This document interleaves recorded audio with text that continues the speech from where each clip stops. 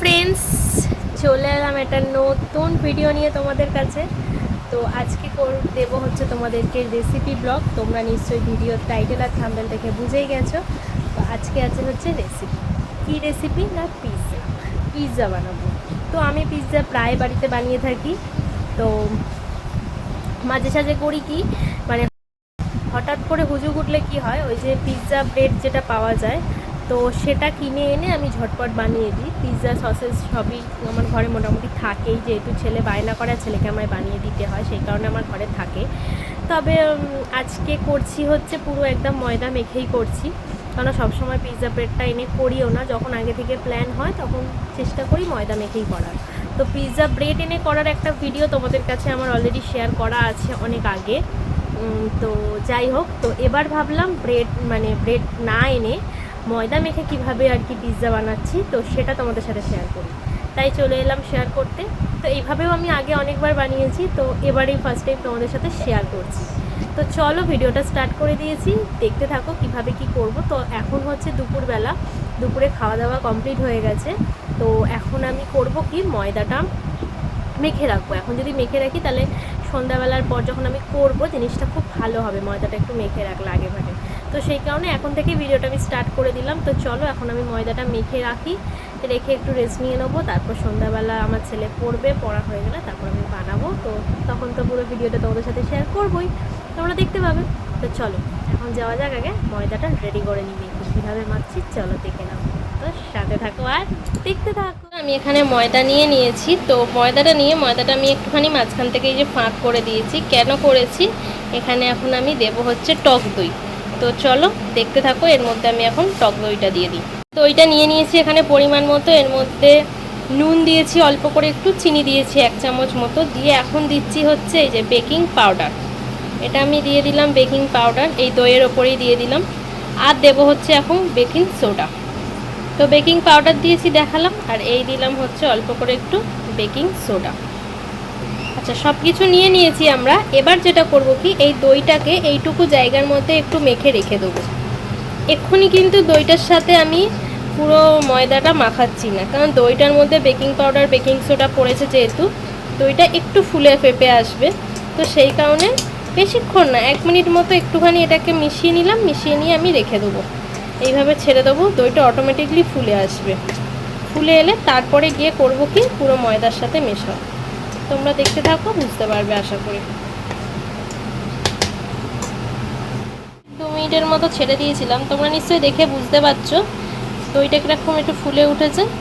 তো এটাকে এখন আমি ময়দার সাথে ভালো করে মেখে নেব। তো চলো মেখে নিই।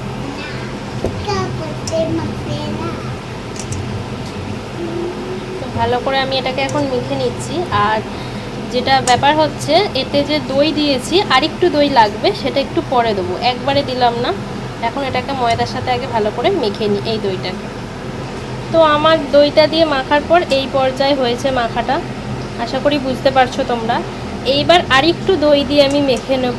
আর যদি জল লাগে খুব সামান্য দেব, খুব একটা জল দেবো না, পুরোটা বলতে গেলে দই এতেই মাখা হবে, তবে একটু সামান্য জল দেব, কারণ আমার মনে হচ্ছে দইটা একটু কম হতে পারে। তো সেই জন্য সামান্য একটু জল দেবো। আর যেটুকু দই আছে আমি পুরোটা দিয়ে নিয়ে মেখে তোমাদের আবার দেখাচ্ছি।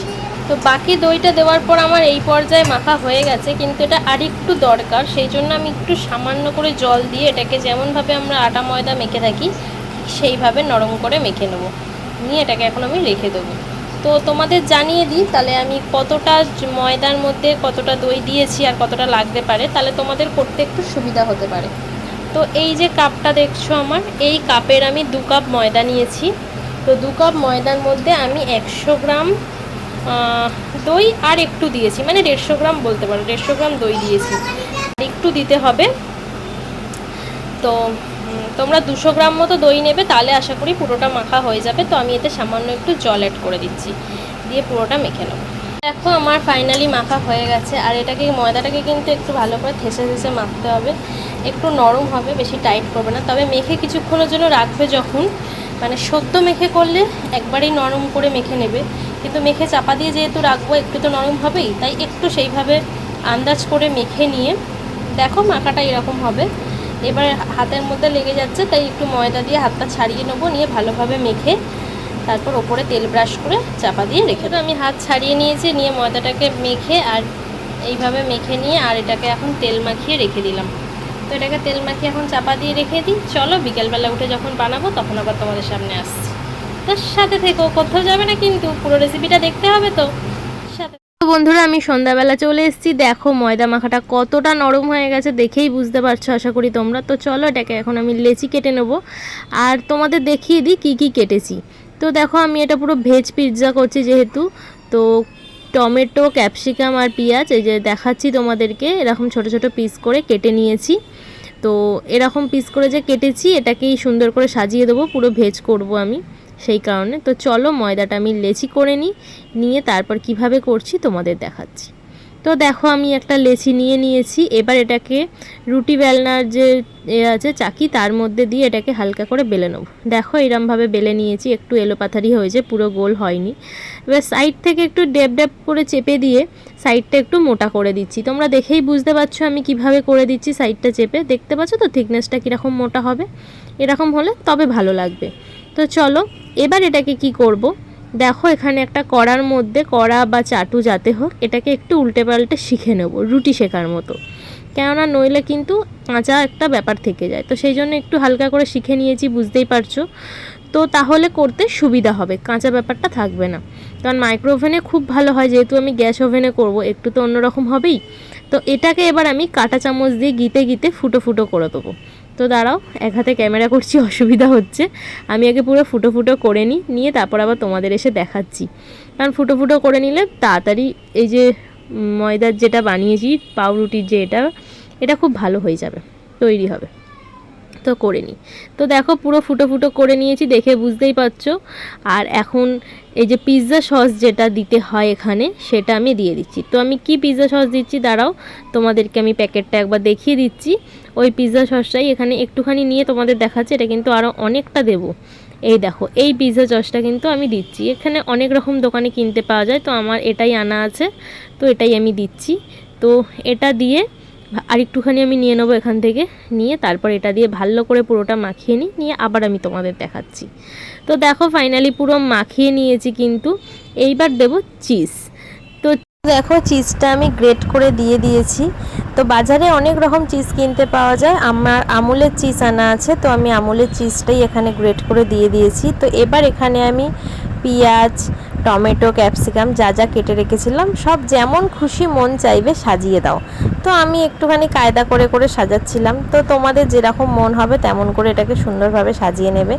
তো সাজিয়ে নিয়ে তারপর ওপর থেকে আবার চিজ দিয়ে দিতে হবে। যে বাটিটায় করব চলো সেই বাটিটায় তুলে নিয়ে আর ওদিকে হিট হতে বসিয়ে দিয়েছি, চলো তোমাদের দেখি। মাইক্রো ওভেন নেই, সেই কারণে আমি এইভাবে বানিয়ে থাকি। একটা গামলা বসিয়েছি, তার মধ্যে বালি দিয়েছি, দিয়ে একটা স্ট্যান্ড বসিয়ে দিয়েছি। এখন এটাকে চাপা দিয়ে দেবো।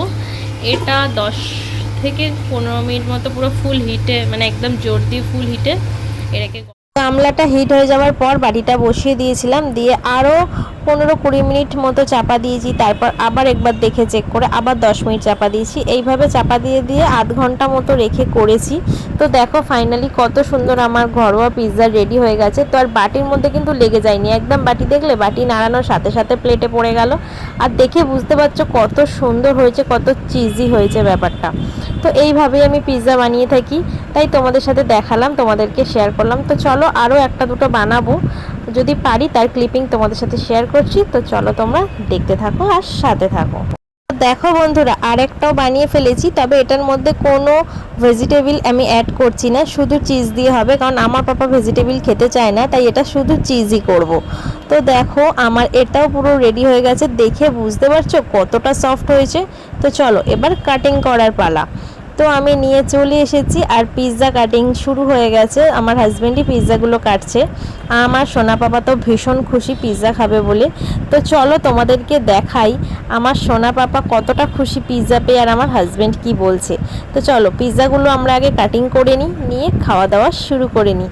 আর তোমরা দেখতে থাকো, আর অবশ্যই কিন্তু তোমরা বাড়িতে ট্রাই করে খেয়ে আমায় জানিও কেমন লাগলো তোমাদের। তো চলো দেখতে থাকো আর আমরা পিৎজা খাই। তো তো দেখো আরেকটা পিৎজাও কাটিং করতে বসে পড়েছি, আর পাশ থেকে নিশ্চয়ই শুনতে পাচ্ছ একজন হ্যাপি বার্থডে বলছে। তার কারণ সে কিছু কাটিং হওয়া মানেই তার কাছে হ্যাপি বার্থডে, অতটা তো বোঝে না। আর বায়না করছে ওকে পিৎজা দাও, তবে প্রচণ্ড গরম, ওকে তো দেওয়া যাবে না, একটু ঠান্ডা হোক হলে দেব। আর ও ভীষণ ভালোবাসে পিৎজা খেতে, আর ও আমার এই পিৎজাটার একটা নামও দিয়েছে, মানে আমি যে ওকে পিৎজা বানিয়ে খাওয়াই তার জন্য ও একটা নামও দিয়েছে।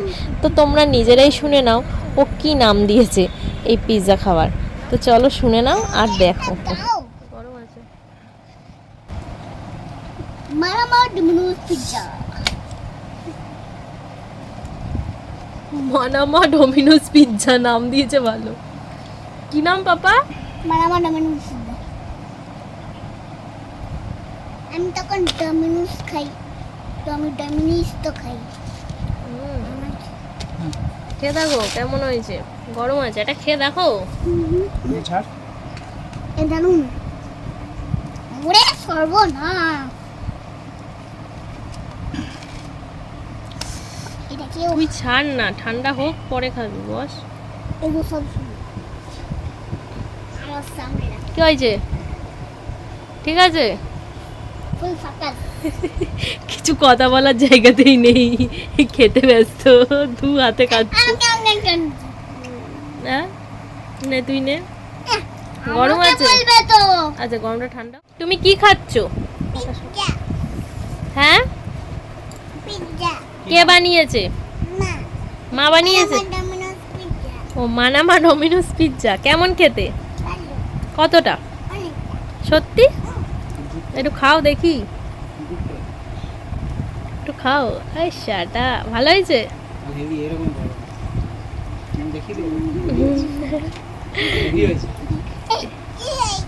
আচ্ছা খাও। তো বন্ধুরা, আমার হাজব্যান্ড আর ছেলের রিভিউ তো তোমরা দেখেই নিলে, এবার তোমরা বাড়িতে বানিয়ে বাড়ির লোককে খাওয়াও আর রিভিউটা নিয়ে নাও। তো কেমন লাগলো আমার ভিডিও জানিও কমেন্ট করে। টাটা।